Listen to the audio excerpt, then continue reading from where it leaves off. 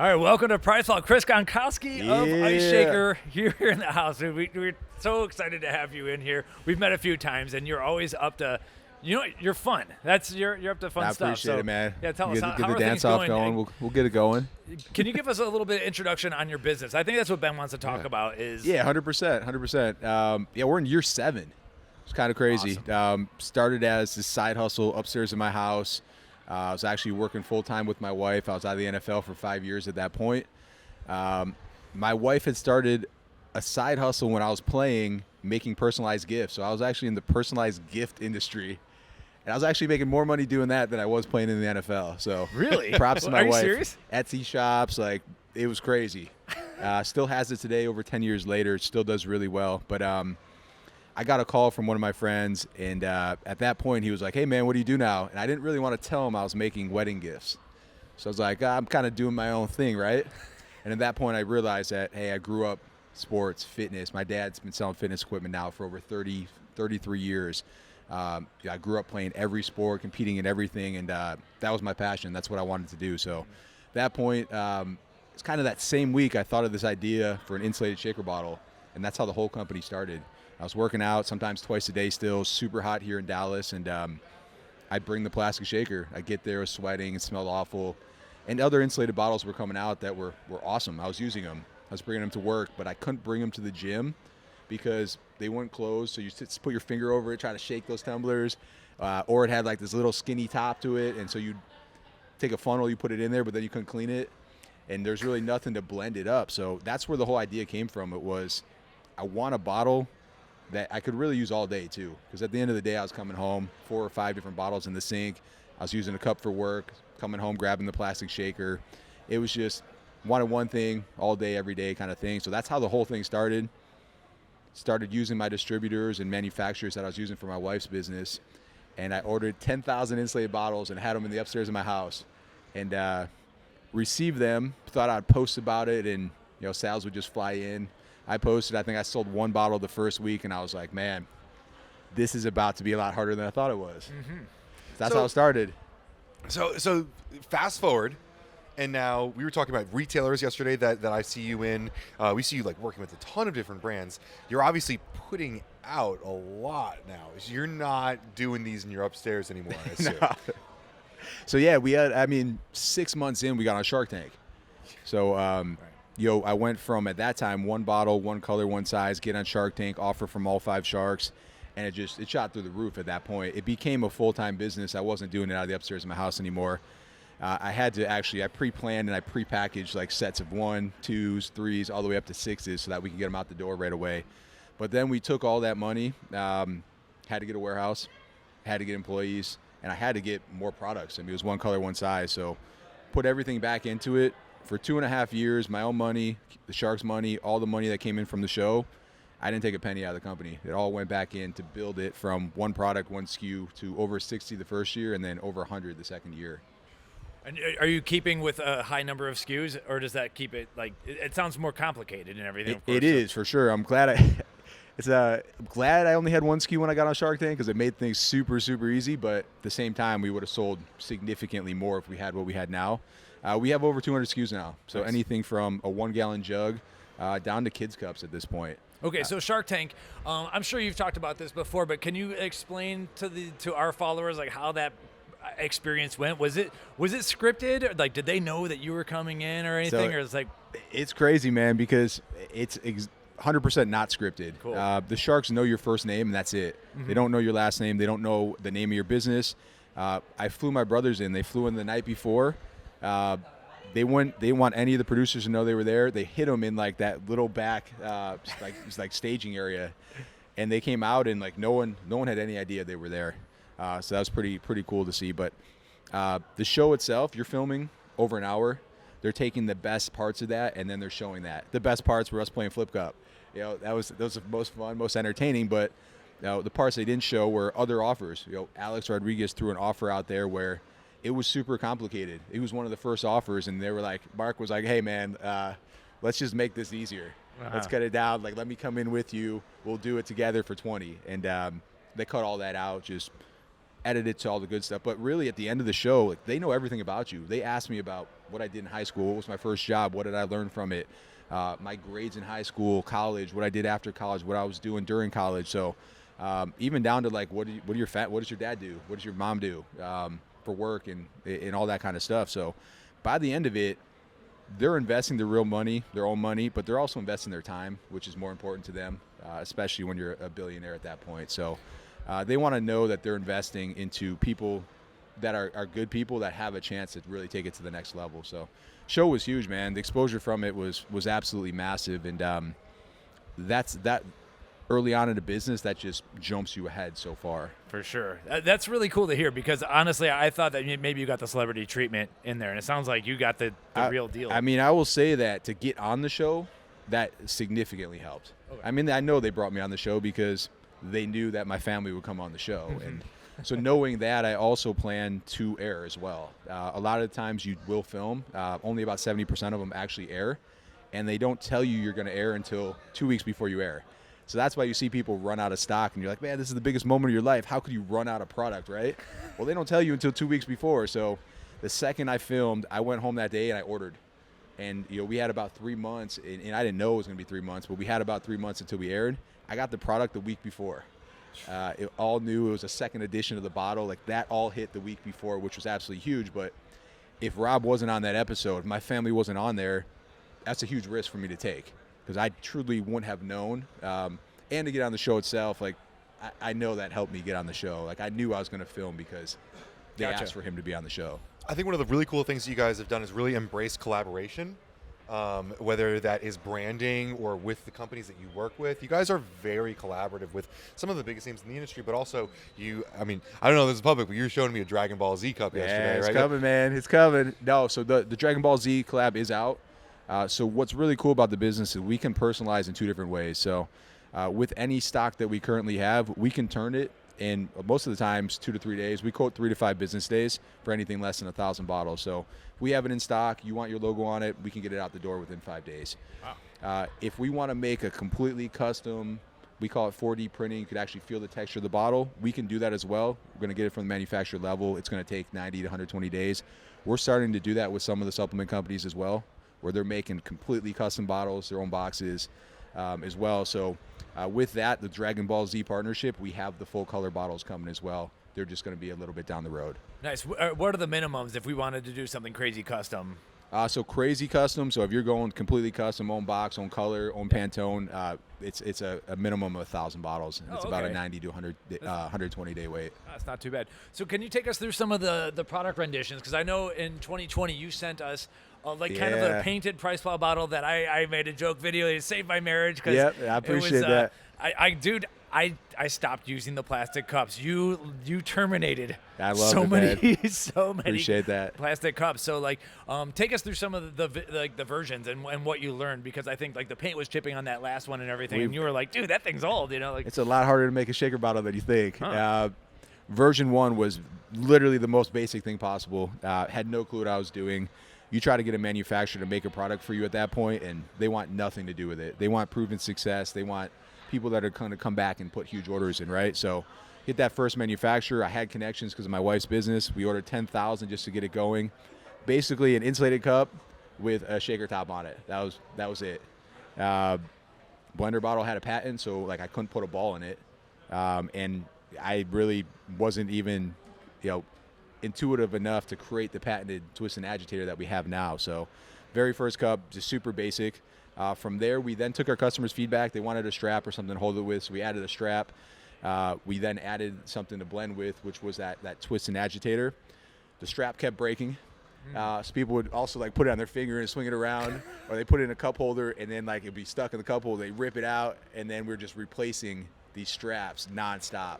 And with everything we did, we wanted to replace it for free. We wanted people to use the product, and we wanted the product to look and function like it was supposed to. So we're just sitting there just sending out these straps or new lids nonstop. So from there, we redesigned the lid at that point, and we added a handle to it instead. Tweaked it a little bit, changed the agitator to make it blend a little bit better. And then from there, we then had another edition where we tweaked the lid again.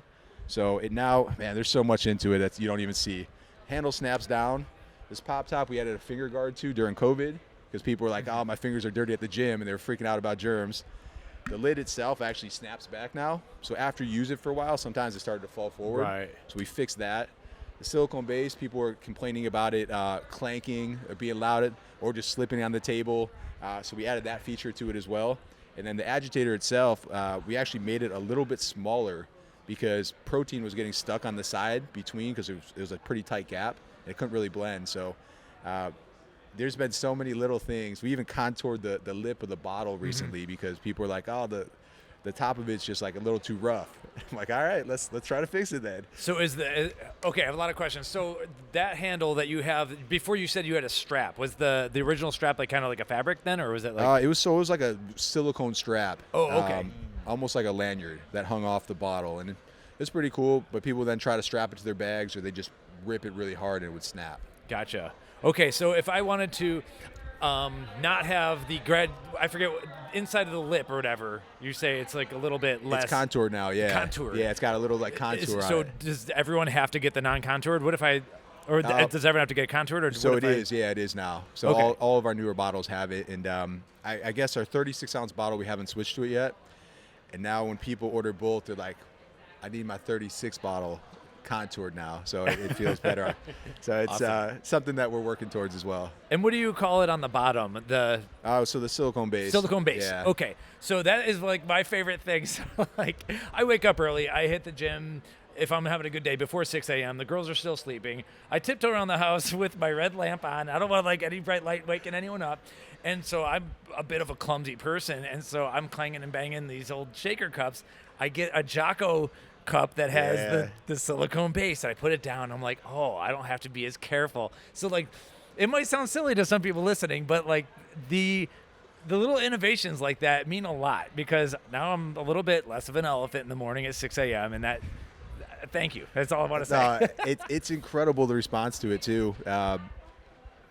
We introduced it and everyone's like, that is, it just, I don't know if it's just the feel or the look of it, but everyone's like, that's huge. Like it's a completely different vibe of the bottle now. And I'm like, hey, I appreciate it too. I didn't think it was a huge deal. I didn't think it was this massive like innovation, but it like, is. some people buy the bottle just because of that reason, which is awesome. Right. So, sorry, Ben, I got all these questions. So let's say you talked about like the changes to the agitator, for instance.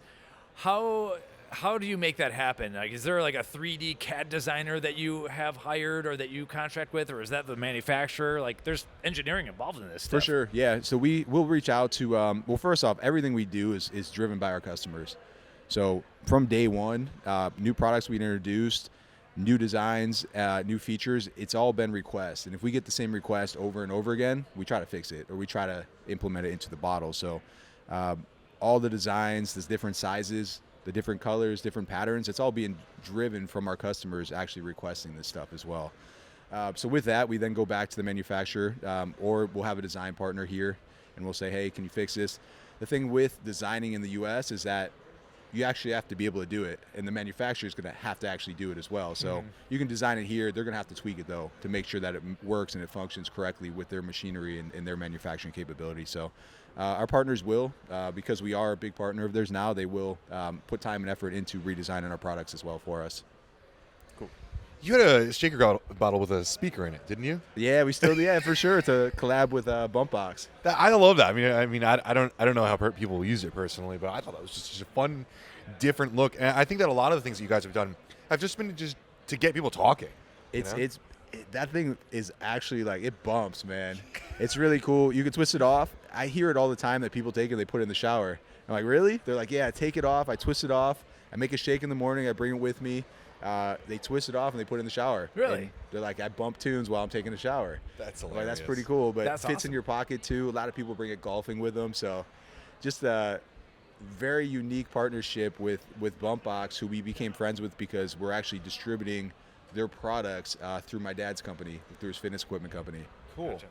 So they're like what's the future? I mean, it's a shaker bottle, and that's doing it a disservice of what it is. But like, where does this go from here? Because you guys are distributed widely already.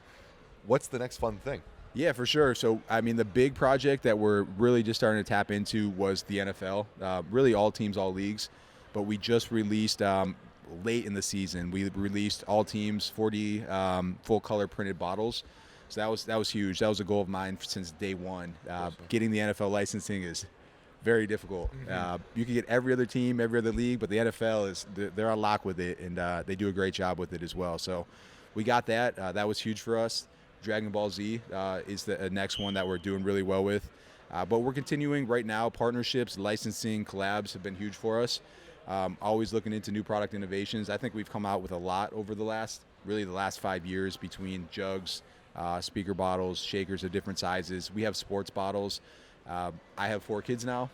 3 of them are boys, my first 3. We're really starting to get into baseball and into football. And with that, I think there is opportunities in the sports world. If you go to a baseball game, a youth baseball game, you look at the bottles on the bench, there's probably not one bottle that's the same as the one next to it. Everyone just grabs whatever. There's really no dominating force in these sports. So I do think there's a huge opportunity there. We have prototypes out right now with hooks on the top of the bottle. So this will actually hook to a baseball fence. Nice. I love it. It will also hook to like tennis, pickleball, that are really big as well, that we see a lot of people using our products for. But if I take this bottle or any bottle, I bring it to a youth baseball game, it's destroyed. Like the kids kick it over, they drop it off the bench, the next kid comes, sits on the bench, it falls over. The hooks, I think, would make it a sports bottle or more of a sports bottle. I think it's something that will last longer as well. So I think there's a lot of leverage there because I'm super big into sports now as well. I'm coaching in the fall 4 teams. Right now, Really? It's mayhem, man. So it's ice shaker and coaching sports right now, all day, every day. And so with that, I mean, you're super passionate about it. It just naturally fits together as well. So I think we'll get more and more into the sports side of things as well. Awesome. So you're going to be traveling all over the Dallas area, it sounds like tournaments and all of it, man. And my oldest is, he's playing 8U baseball, and it's already at 8. And I'm sitting here, and I used to hear people say, like, my son plays 8, and we travel all over. And I'm like, you guys are crazy. And now I'm the one that's sitting here like, hey, let's go play another game. Let's go travel for the weekend and hit up a new spot. So it's really cool. It's fun, and you just get into it, man. It's something that a father you do with your dad, and then now it's kind of passed on to your kids. Love it. I don't have anything else. That's amazing. No, Go ahead. Chris, thank you for leveling things up. Like, it's kind of funny. Like, shaker cups have kind of been discussed in our podcast a few times. Mike McCandless, he says that when shaker cups started getting better, that's when they could actually have like amino acid drinks in the gym that weren't going to make a mess and everything. So people who don't, I don't know, it's such a core part of our culture and everything. So like, thanks for leveling it up because, like I said, I'm obviously a huge fan of the technology you've brought to the table here, so that doesn't make a bunch of noise on the table. So. Yeah, actually, that's funny that you say that. So speaking of like dads and everything, my dad he's in his mid-70s, marathon runner his whole life, and but he works out every single morning.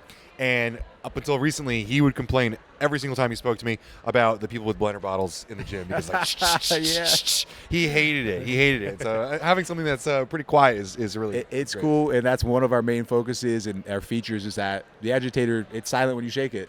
So one of our biggest advantages, I think, over blender bottle is that with a metal bottle with a metal ball inside of it, it's just so loud. It's just tough, especially when it's empty or you're walking around an office or somewhere where you're trying to be quiet. With a metal ball inside a metal cup, it's a tough day for sure. So that was definitely one of the features that we put into this. When I did it, that was the focus. I also realized pretty quickly that people use it as a strainer. So when you put a bunch of ice in the cup, floats to the top, usually it clogs the spout. This will always work as a strainer.